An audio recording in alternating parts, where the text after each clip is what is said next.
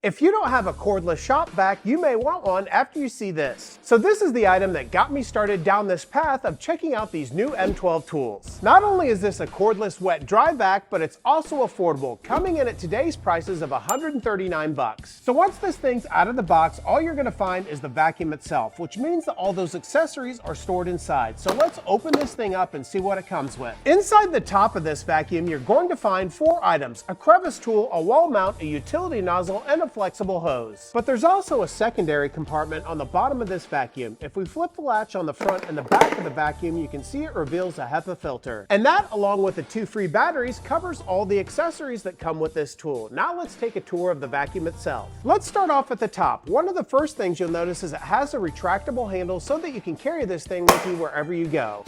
And the weight on this thing is really pretty nice. With all those accessories and the battery in place, it just weighs about 10 pounds, 7 ounces. Right below that handle, you're going to find the power button with 2 settings, low and high. And there's even a fuel gauge or battery indicator right next to that switch, so you know exactly what your charge is. Now you may have noticed that when this thing runs, it's pretty quiet. Now Milwaukee claims 87 decibels, and when I put my decibel reader right next to it, it's pretty accurate. If we look at the sides of the vacuum, you'll notice that there's 2 ports, one for the suction and one for the blower. So depending on what side you place your hose, it can accommodate both functions. And the last thing I want to cover on the exterior of this vacuum is located on the back, and this involves that mounting bracket. This mounting bracket latches onto the back of the vacuum at the very top, and with just a few screws to the mounting bracket, you can place your vacuum wherever you need it. Now let's open up that top and take a look at what's going on the inside of this vacuum. One of the first things you'll notice with this tool is that every accessory that comes with a vacuum has onboard storage, including a place to store that hose itself.